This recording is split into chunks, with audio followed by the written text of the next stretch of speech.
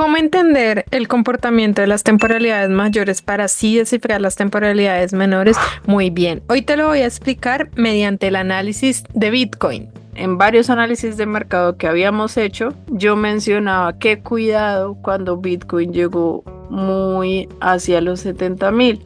¿Por qué? Porque es el momento en el que las personas empezaron a mencionar que me perdí de haber invertido en Bitcoin, que eso sí subió, que porque no invertí, vamos a invertir ahora sí, y son en los momentos cuando se crean esos máximos históricos que el precio me empieza a generar liquidez. ¿Y qué es liquidez? Es hacer falsos rompimientos de los máximos o es empezar a evidenciar pérdida del mercado, pérdida de la fuerza del mercado. ¿Por qué? Porque el precio de igual manera tiene que hacer retrocesos. Y es que, ¿qué pasó con Bitcoin?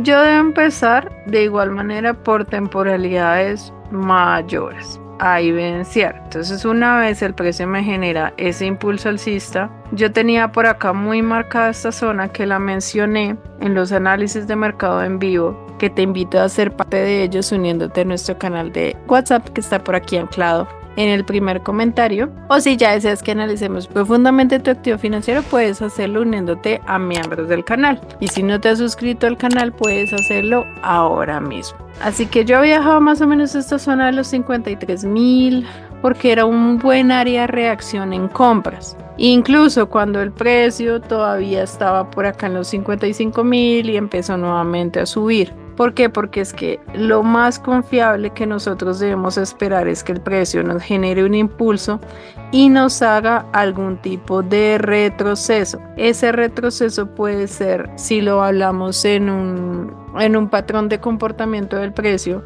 puede ser que tú esperes una especie de M, si lo llamamos así, que es como en este caso, o podemos ver retrocesos más como tipo consolidaciones que se vuelven piscinas de liquidez, también se les conoce así, o ya correcciones más profundas que van a ser más confiables. Entonces, ¿yo qué debo revisar? Nos vamos a ir desde una temporalidad más grande a una temporalidad más pequeña.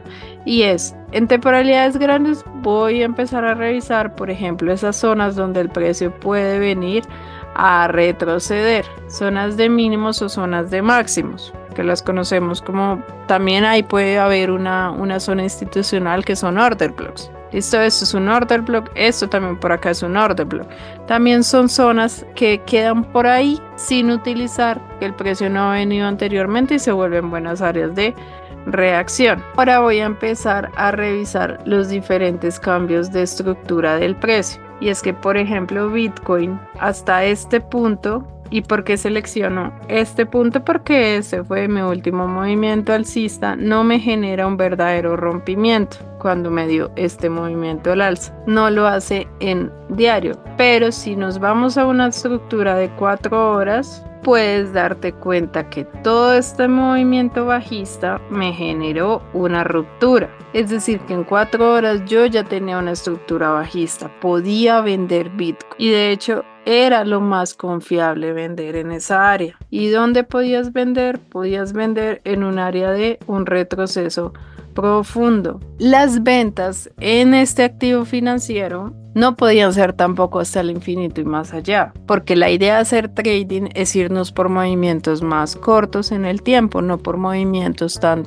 largos. Sin embargo, todo lo que está dentro del 79 y el 88% era buenas áreas para vender. Y adicionalmente, si yo marco en este impulso bajista que el precio dio, de igual manera me doy cuenta que en estas áreas se producen reacciones al alza. Sin embargo, ojo, porque aquí no me funciona un Fibonacci. Muy sencillo, porque Fibonacci no te funciona para determinar la dirección. Fibonacci te funciona para poder entrar. Y entonces te preguntas, ¿por qué acá no funcionaron las entradas? Porque la dirección es bajista. Algo que sí te recomiendo de las criptomonedas es que generalmente no analices en temporalidades pequeñas o no empiezas a analizar desde temporalidades pequeñas. 4 horas y 1 hora va a ser temporalidades más confiables para que establezcas tus setups de análisis y tus entradas, debido a que las zonas, por ejemplo, si hablamos de utilizar order blocks, este es un order block de una reacción. En ocasiones vemos como el precio o bien los liquida o bien los tiene muy a ras de la zona. Entonces si dejas tu stop loss muy a ras, pues vas a realmente tener una pérdida. Si utilizas Fibonacci, también debes de tener en cuenta dónde colocar el stop loss por encima de un nivel 88, bastante por encima. O en lo personal, entrar también a mercado, que es una buena opción. Quiero que revisemos el precio en una hora. Y es que en una hora también me hizo una ruptura estructural. Sin embargo, vamos a observar el comportamiento de esta área. Y esto también lo puedes implementar para todas las temporalidades. Y es que en 4 horas me rompió estructura. Aquí en una hora, que este fue el último movimiento bajista, el precio nuevamente me rompe al alza. Es decir, que tú en una hora puedes pensar en comprar. ¿Por qué? Porque una hora es alcista, pero 4 horas es bajista. Entonces puedes tener en cuenta un movimiento corto. En este caso, el precio de igual manera dio un movimiento muy provechoso al alza nuevamente. Sin embargo, respeta este máximo que es todo el creador del impulso de 4 horas. Nuevamente una hora, y es curioso ver cómo el último movimiento alcista que dio el precio también es quebrado a la baja. Es decir, ocurre una conexión de temporalidades. Una hora se puso alcista desde el rompimiento de este máximo, pero aquí nuevamente se rompe la estructura a la baja para conectarse con mi estructura bajista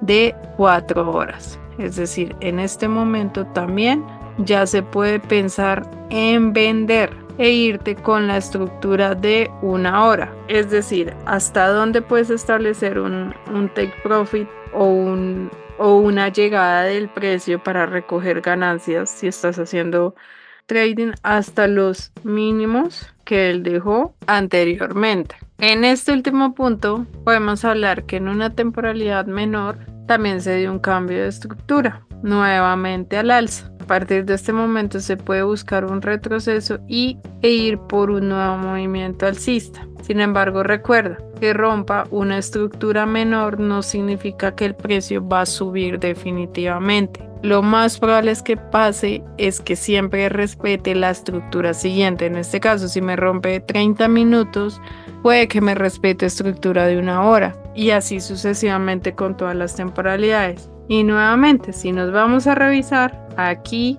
el último movimiento que dio el precio alcista es roto nuevamente a la baja. Es decir, desde acá puedes pensar en vender. Ahora, ya que pasó aquí, y es que ya llegamos a la zona diaria o estamos muy cerca de la zona semanal que yo les había mencionado con anterioridad. Entonces, en esas zonas semanales y diarias sí es más probable que tengamos un retroceso mucho más profundo o en su efecto la continuación de nuestras estructuras mayores. ¿Por qué?